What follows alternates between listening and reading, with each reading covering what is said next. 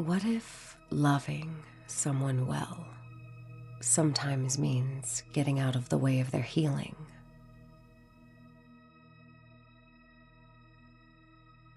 Welcome back, beautiful souls, to Softening into Momentum. I'm Miki, and this is the stories that found me. And I just want to say this before we start. While this story I'm about to read, which has previously lived behind a paywall and has never really been seen, is extremely raw and personal for me. But this one isn't just about romantic breakups. It's also about family and friendship, codependency, really any relationship, and the general lifelong practice of releasing people we love from our need to fix them. This is some thoughts on Let Them.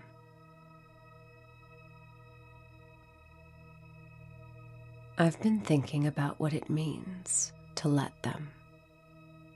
Let them heal. Let them be. If someone had told me 3 years ago that I'd be single for this long after my relationship ended, I would have probably rolled my eyes, maybe even laughed. I never knew a life without being a part of someone else, without being the other side of the ampersand,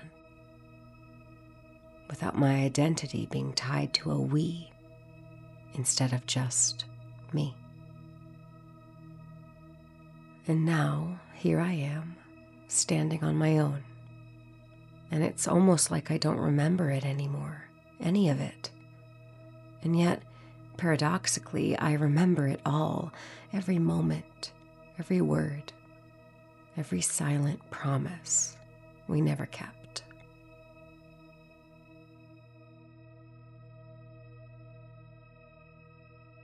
When we started dating, I thought it was a joke. I'm the one who established it, who put those wheels in motion.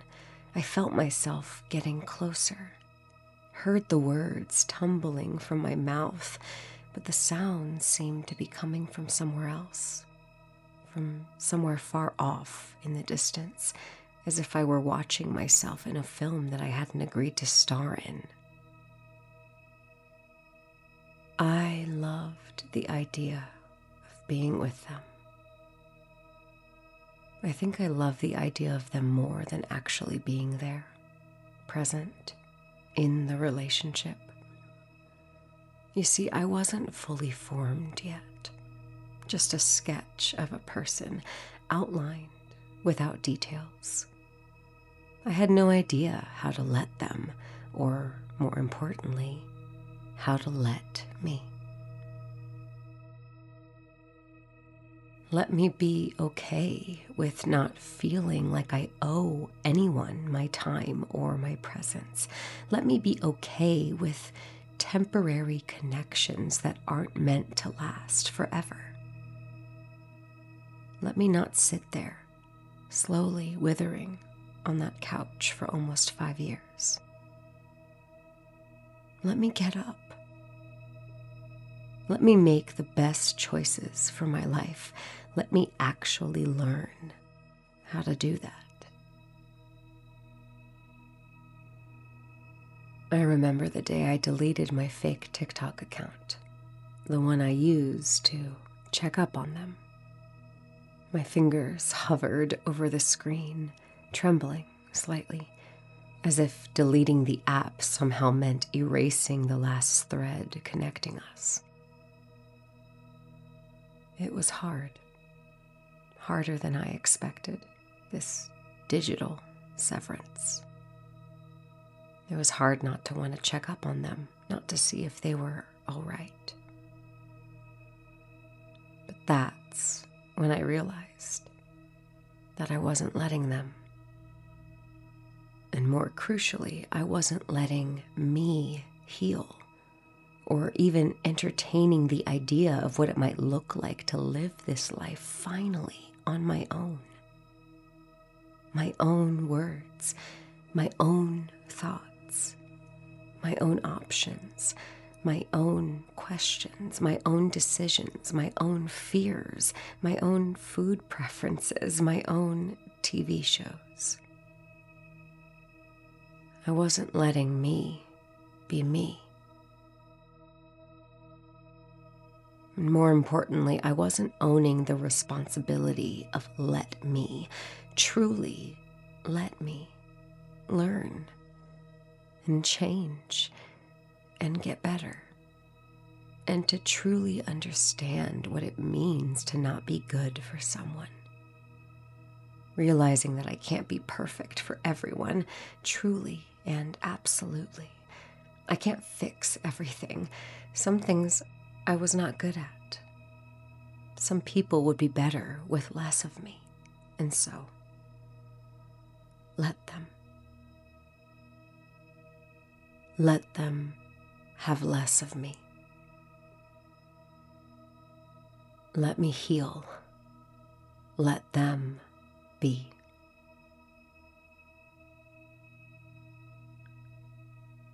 I was talking to a friend the other day about what it meant for us to actually step back and let the people we once loved do what they need to do on their own. Not help them anymore. Not try to fix things that aren't our responsibility to fix.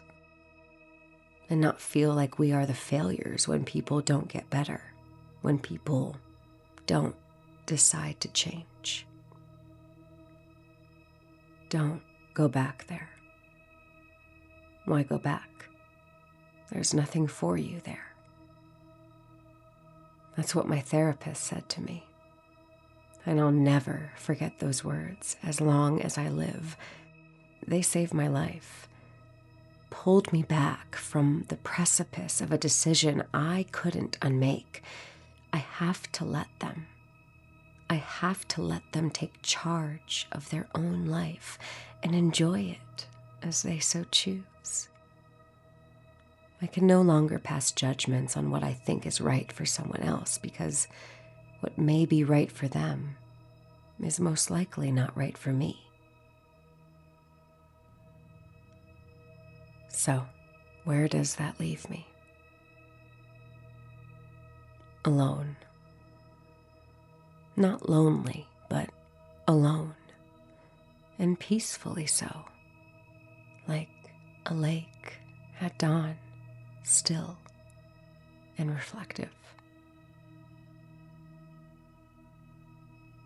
I have a friend whose ex is struggling with alcohol. She quietly admitted to me that she wishes he would just stop drinking. She wishes he would get help so that she could be with him. Because she's seen the real him behind the mask of addiction. She's seen him be sweet and kind and loving and right. And then I really thought about that. I thought about what I used to look like when I was pretending to be sweet and kind and loving and right, when I was struggling myself, and how that looked on me. It was a pretty convincing disguise, like a beautiful mask with cracks so fine that you need a magnifying glass to see them. And then a thought occurred to me. What if he does get help and change and grow just like we have been doing for the last couple of years? What if he does get better and has outgrown the relationship? What if my ex does get better, but then they've healed their way over me? What if they no longer want to be with me? Is that what I'm afraid of? To think that maybe they will one day grow out of my league, or at least grow out of love with me, or at the very least, they don't think of me. How selfish. How self-absorbed. How absolutely and imperfectly human of me. What a strange and peculiar thought, realizing that I always saw myself as the fixer and thus I must be the solution. But what if I'm not? What if I'm not? What if the solution to someone's health and happiness in the end has absolutely nothing to do with me? Let them heal. Let them be. And suddenly, the elephant has taken the weight of its foot off my chest. How glorious and freeing to think these thoughts, to see that I was so immature and not ready to love anyone else. I had never learned to fully embrace and love myself. And now that I do love myself, I woke up one day and realized that if they ever contacted me and asked for me back, I wouldn't need to exist in their energy. I wouldn't need to stay there in that awkward moment. I have a choice. I don't have to go along with what everyone else says. I'm allowed to come up with my own thoughts and opinions. That's allowed. I am allowed. I would know how to say no. I would be able to find the words, my words, and know exactly where the sound was coming from. Let them. Let them talk and cry and resent and hate and call me abusive and toxic if they'd like. Their feelings and experiences are theirs to deal with. Mine are mine. And I choose to let them be. I choose to let them heal. I choose to let them go.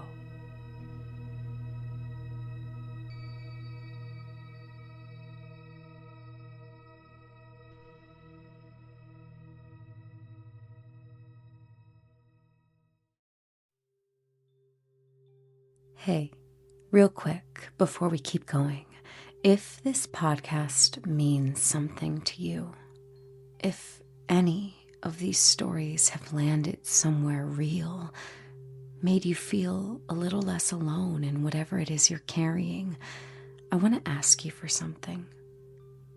And not because I have to, because this work only survives if people like you help carry it forward with me. There are a few ways to do that, and none of them require more than you have to give. First, and honestly, the most powerful one, share this episode with a friend.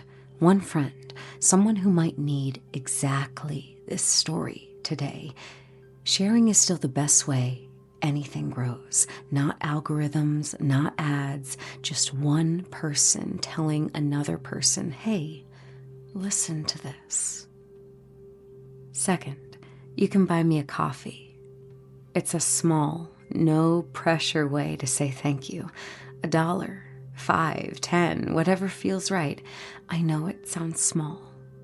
It isn't. It tells me this work is landing somewhere. And some mornings, that's the exact thing that gets me back to the kitchen table to write the next one. And third, if you want to go deeper with me, come join the movement. become a Patreon. That's where you'll get behind the scenes footage, the musings that I haven't shared anywhere else, and a seat at the table for weekly live practice with me. However you choose to show up, thank you. Genuinely, thank you. This isn't a business without you. Now, let's get back to it.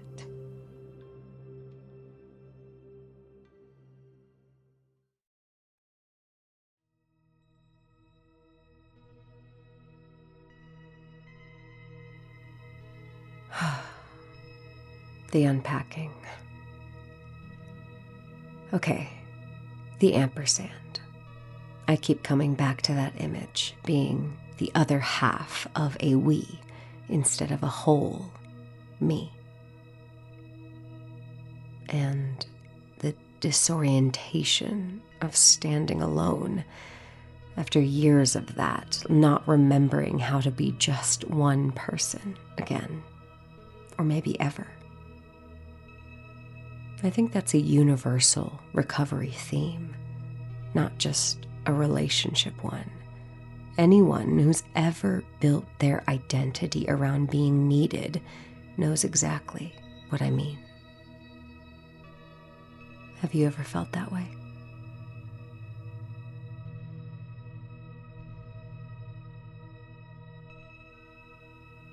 And there's a line from my therapist in there. Don't go back there. Why go back? There's nothing for you there. And I want to be honest about what that actually was. That was external clarity on loan. I borrowed it from someone until I could actually hold it myself. Sometimes we need someone else to say the true thing first, loudly and plainly, before we're able to whisper it to ourselves. That's not weakness. That's just how some kinds of self-trust gets built. Borrowed at first, and then, over time, very gradually, slowly owned.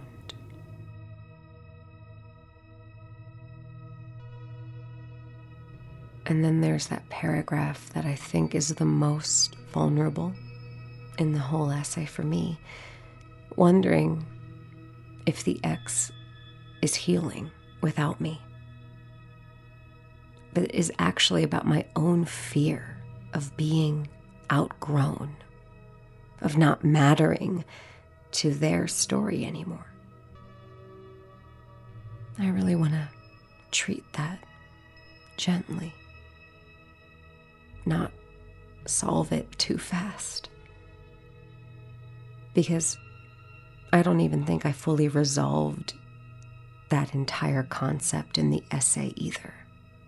It's an honest, uncomfortable, very human thought, and I'd rather just sit with that than rush past it.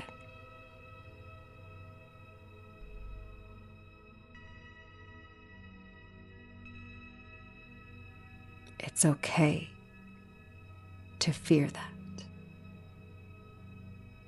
It has something to teach us.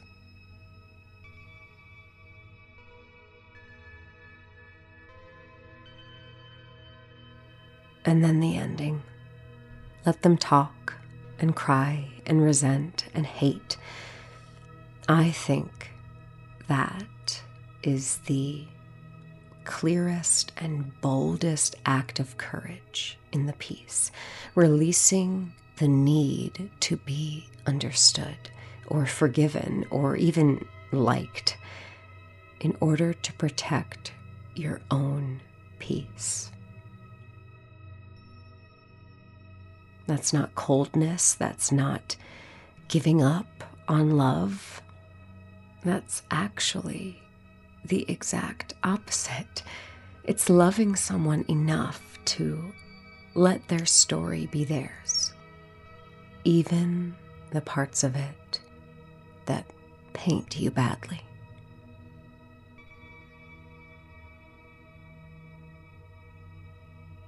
The closing reflection for you, beautiful soul. Who are you still trying to fix, heal, or manage that might actually need you to simply let them?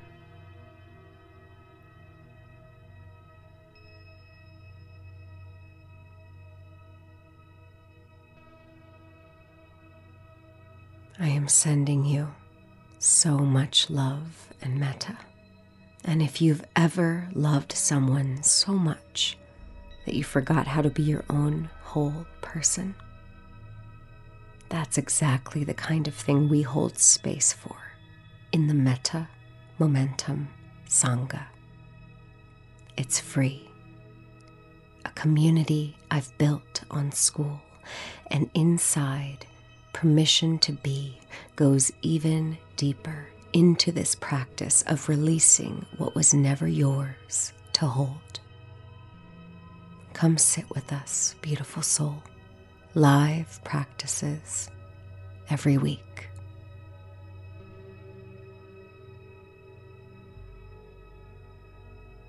The Softening into Momentum podcast is lovingly curated, created, written, edited, and produced by me, Miki, with accompanying sound bath frequencies by my good friend, Static. If you would like to dive further into his incredible musical work, please go to YouTube or wherever you stream your music at Static is Noise. A big thank you to my Patreons for your support and for helping continue this important work. Your direct support helps fund this podcast every single week. To get involved, go to the show notes. Thank you so much for softening into this moment with me. Until we meet again, namaste.